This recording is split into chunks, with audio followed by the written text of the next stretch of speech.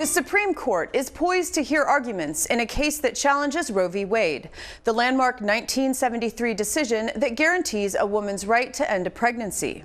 Many states have recently passed laws to limit access to abortion care, most notably Texas. In response, DFL members of the Minnesota House and Senate announced the formation of a Reproductive Freedom Caucus.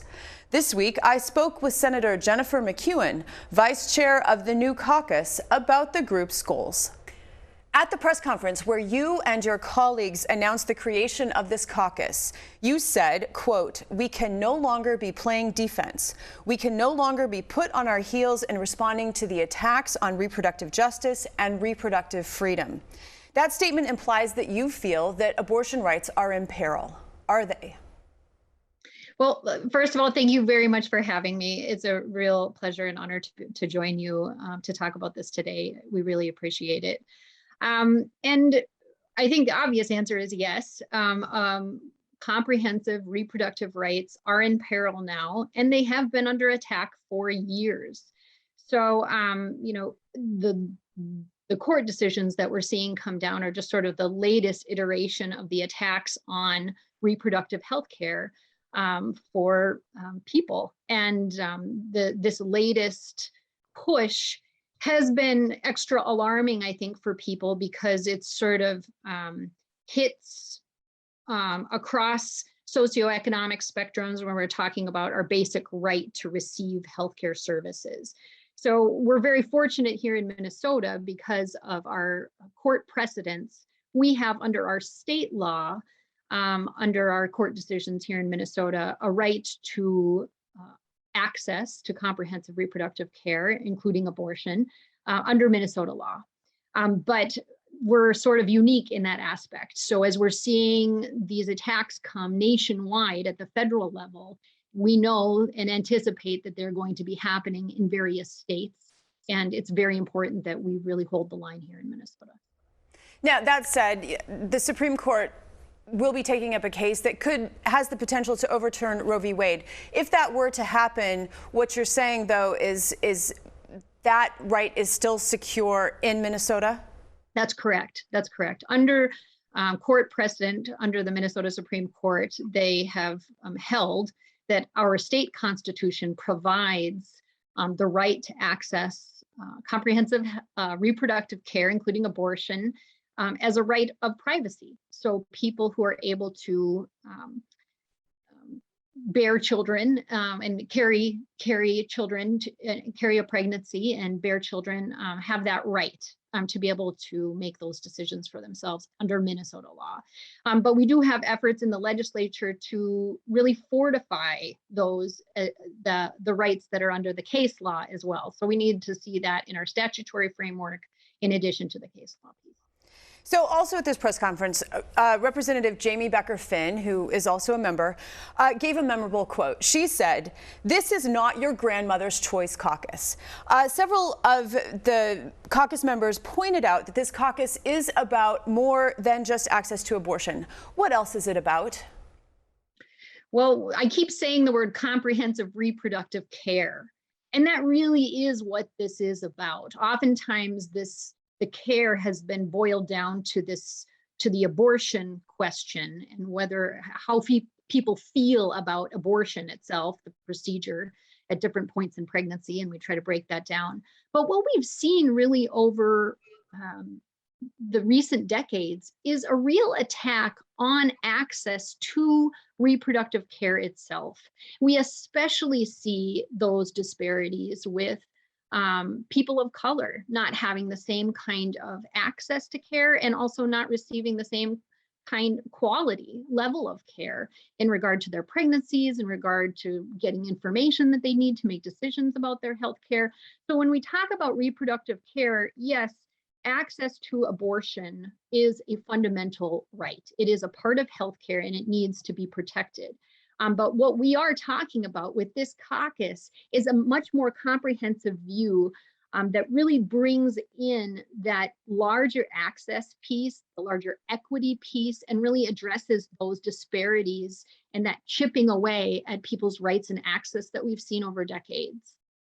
To dig a little deeper into the maternal health care piece, Representative Athena Hollis spoke of the failure to provide adequate reproductive care to women who are Black, Indigenous, and people of color. In fact, according to Fox 9, Black women are more than twice as likely to die during pregnancy than white women, and Indigenous women are more than 4 times as likely to die as their white counterparts. What can the legislature do to address these disparities?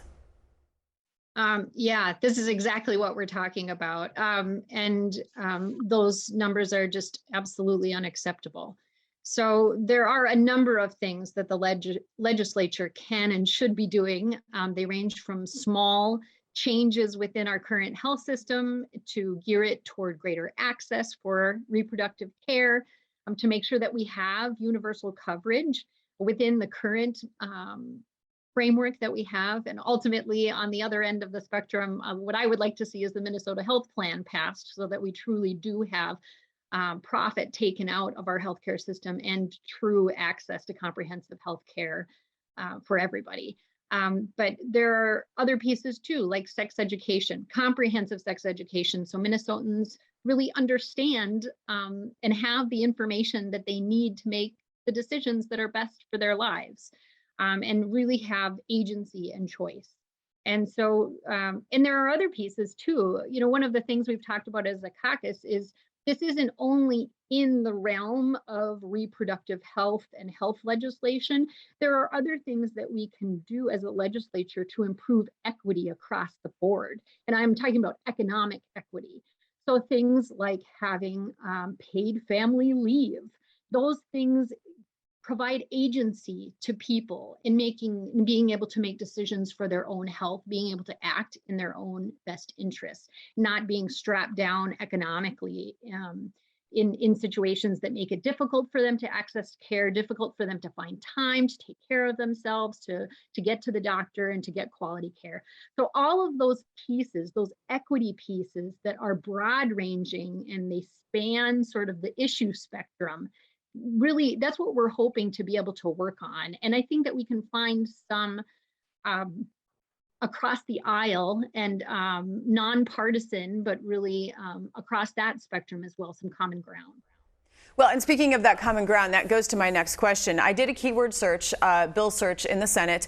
The word abortion, it generated 12 bills, some to further restrict abortion, others to protect reproductive options and remove barriers. But there was one successful bipartisan piece that was passed last session that had to do with maternal health care, and that was the Healthy Start Act, which allows incarcerated pregnant women to stay with their newborn babies for up to a year. So what maybe are some other ideas where common ground can be reached? Well, I think that's an excellent example. And in my work, I worked as a public defender for some years before I ran for office. And some of the most gut-wrenching experiences that I had as an attorney were having clients who were separated from their babies or who were pregnant entering incarceration and knew that they would lose their child. It was just unconscionable. So it was so good to see that coming together around that legislation, and really applaud the hard work that went into making that happen. I do think that there are other pieces, and we're going to be looking for those pieces and open to hearing various ideas, and really that equity piece of what is going to be good for people, what is going to allow people to have agency in their lives, to be able to make decisions about raising their children, empowered to do that in a healthy way. And I think that there will be common ground. We're going to find common pieces, and we'll pursue those as they come and arise. One final question for you. According to ongoing Gallup polling, nearly half of Americans believe that abortion should be legal with some restrictions. 1 in 3, so a third, believe it should be legal with no restrictions. It's only 1 in 5, or 19%, who believe it should be completely illegal. So polling is showing that a majority of Americans are in favor of access to abortion care.